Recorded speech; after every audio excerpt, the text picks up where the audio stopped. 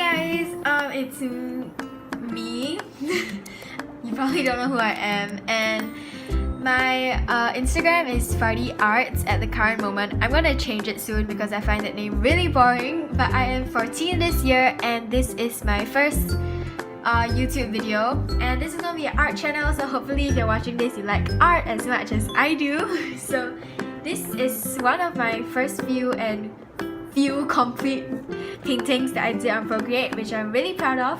I love this one a lot, and she actually kind of looks like Snow White. So PROCREATE is really fun, and today I'll be showing you guys a few cool stuff about PROCREATE, and there'll be a time lapse of me doing this painting so you guys can see how I use PROCREATE. So hopefully this video is helpful and educational for you. So let's get started. And also this is the 2018 iPad Pro.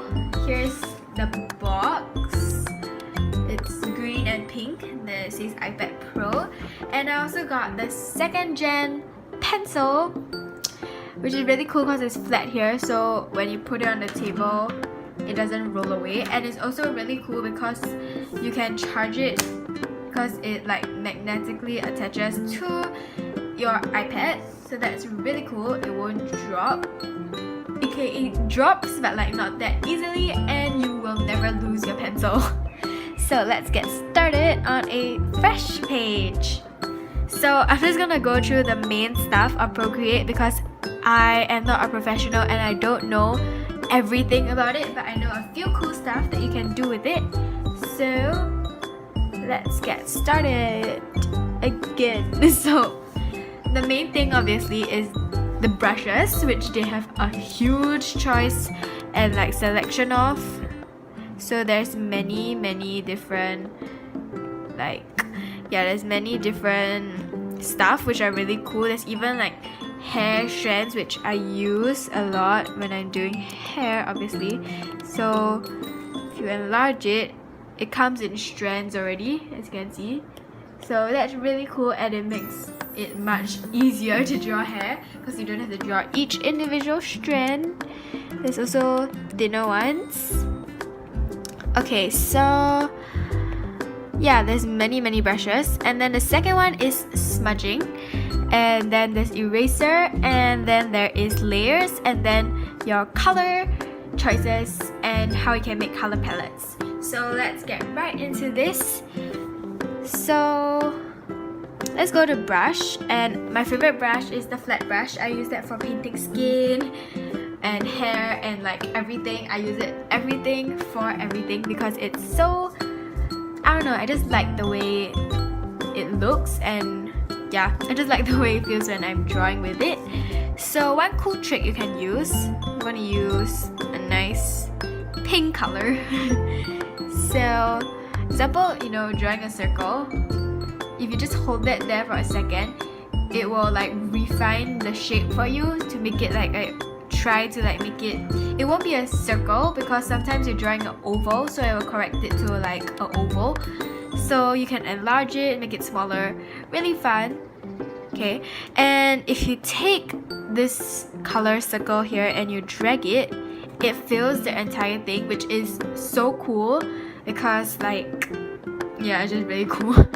And then there is the smudging one, where you can also choose whatever brush you want to use for it, and so you can smudge it like that, like so, and you can blend it and stuff to other colors. So over here is where you change the opacity and size of your brushes. So let's just go back to the brush. Here is for the size, so this is the biggest and this is the smallest. And for opacity, this is the darkest and this is like the medium. So it's really cool that you can adjust all these stuff. And then to undo anything, you just have to double tap. Sorry. And if you want to redo something, you just triple tap it and everything can return. So Now we're going on to eraser, where you can also choose the brushes that you want to use for your eraser. So that's really cool, and you can just erase. It's basically like an eraser. And there is a setting where you can change for your Apple Pencil, where when you double tap, it changes to the tool that you last used, or like to an eraser. But I changed it to the tool that I last used. So that's really cool. So I can change the eraser and then double tap and it changes to a brush. So that's really cool. And then there's also layers, where, for example, you can plus a layer and we can change this color to green maybe.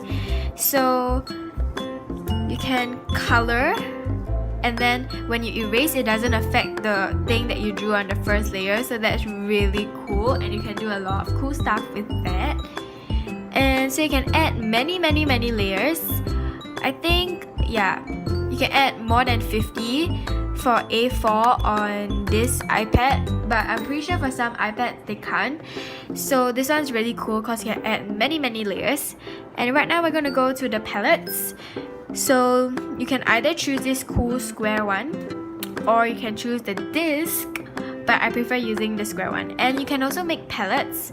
So you can take a color that you choose. Oh yeah, and you don't have to drag it. You can just tap it. So example, I want a red, and you can make your own palettes. So that's really cool. And then to delete it, you just press it and then you just press delete.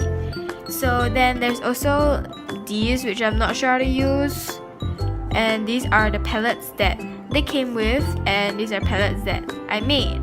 So this one's really pretty. I just like it. So yeah, that's basically all the basic stuff you need to know for Procreate to basically complete your first drawing and to try your stuff out.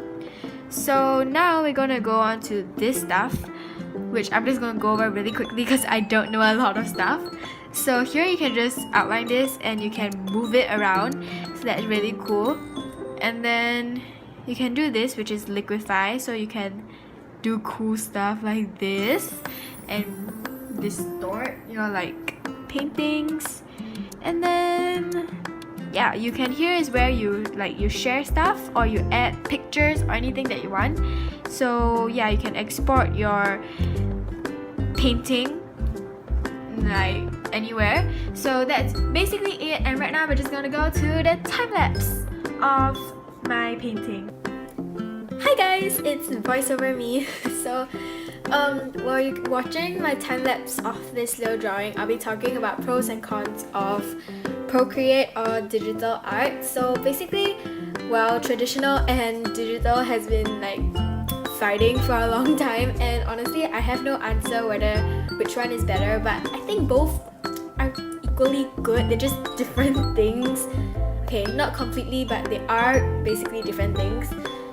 So some cons is that I'm too used to using like Procreate that when I'm drawing on normal paper, I double tap it, and it's so annoying. And sometimes also I really want to move a whole section of a drawing, but it's on paper and I can't do that, and I'm too used that like in Procreate you can basically just flip the whole drawing upside down if you want. So yeah, that's annoying. And so oh yeah, some people think that it's easier, but really it's not, because when I'm using the iPad, I'm basically using the Apple Pencil, which is supposed to feel like a normal pencil, so you feel like you're doing, well, traditional art. So it's not easier because you're basically painting everything, like drawing everything and shading everything.